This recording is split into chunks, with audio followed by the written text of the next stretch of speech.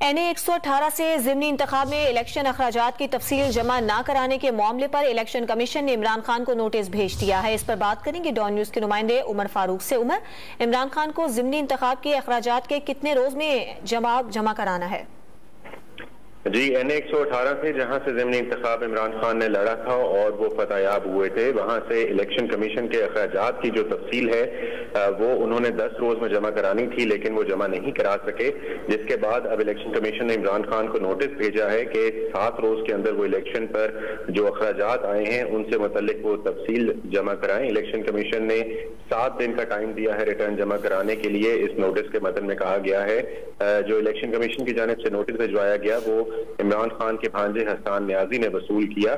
Polling के 10 दिन के बाद अखराजात की तफसील जमा करवानी होती है। नोटिस में लिखा गया है इमरान खान ने कानूनी टीम को तफसील जमा कराने की हिदायत कर दी है।